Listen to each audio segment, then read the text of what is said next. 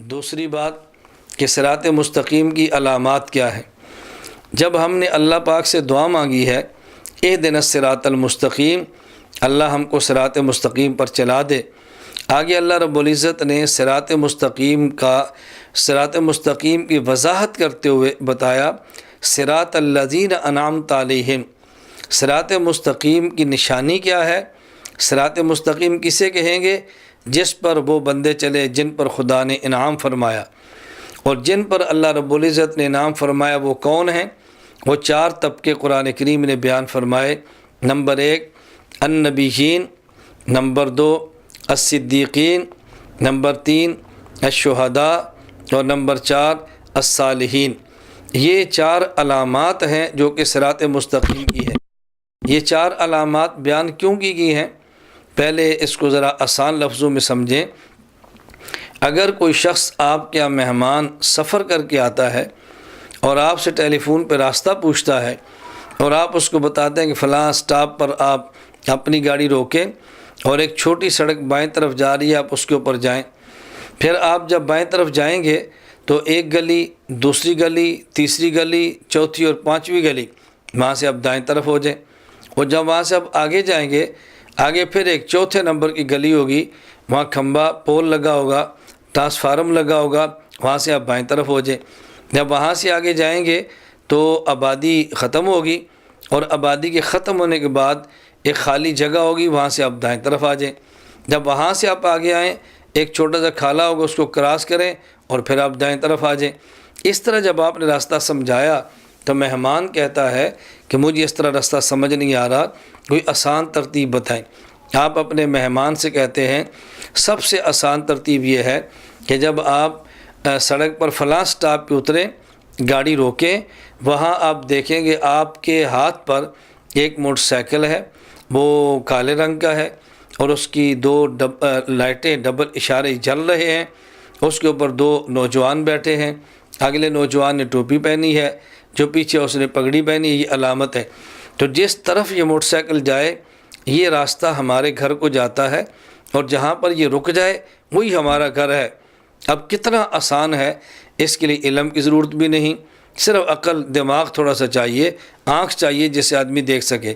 اللہ رب العزت نے آسان ترتیب بتائی کہ صراط مستقیم پر چلتے ہوئے تم نے جنت میں جانا ہے، تو جس راستے پر نبی چلے صراط مستقیم، جہاں رکے جنت الفردوس۔ جس راستے پر صحابی چلے صراط مستقیم، جہاں رکے جنت الفردوس۔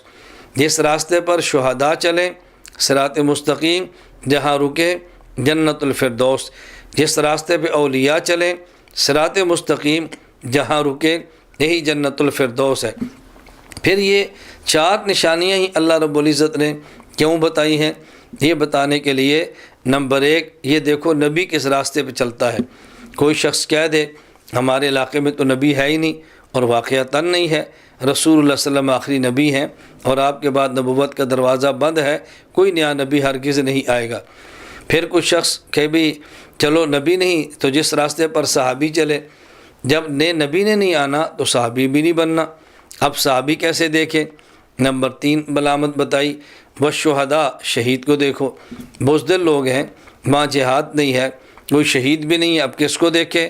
چوتھی علامت بتائی والصالحین، اولیاء کو دیکھیں، ولی کو دیکھیں وہ کیسے کام کرتا ہے، ولی کی عبادات کو دیکھیں، تو جس راستے پر ولی چلے وہ صراط مستقیم، جہاں رکے گا وہ جنت الفردوس ہے۔ گویا اللہ رب العزت نے 4 علامات بیان فرما دی، نبیوں کا راستہ، صحابہ کا راستہ، شہداء کا راستہ، اولیاء کا۔ اور یہ 4 کیوں بتائی ہیں؟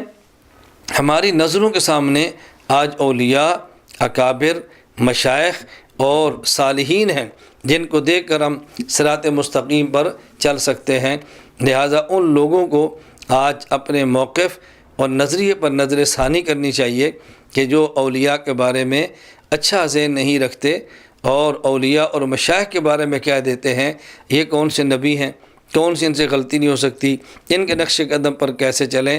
تو یہ 4 علامات اللہ رب العزت نے بیان فرمائی کہ جن کے ذریعے صراط مستقیم کو پہچانا جا سکتا ہے، اور صراط مستقیم پر چل کے انسان جنت الفردوس میں جا سکتا ہے۔ اور اس میں ایک نقطہ ذہن نشین فرما لیں، قرآن کریم میں بھی اللہ رب العزت نے جنت کی جب بات فرمائی ہے کہ میری جنت میں داخل ہو جاؤ، اس سے پہلے ایک بات اور فرمائی کہ فادخلی فی عبادی وادخلی جنتی، میرے بندوں میں داخل ہو اور میری جنت میں داخل ہو۔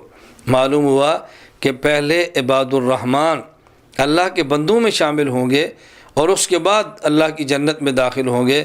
عباد الرحمن میں سب سے اعلیٰ طبقہ انبیاء کا ہے، اس کے بعد صحابہ کرام کا ہے، اس کے بعد شہداء کا ہے، اس کے بعد صالحین اور اولیاء کا ہے۔ یہ عباد الرحمن ہیں، یہ صراط مستقیم کی علامات ہیں، انہی کے ذریعے صراط مستقیم کا پتہ چلتا ہے۔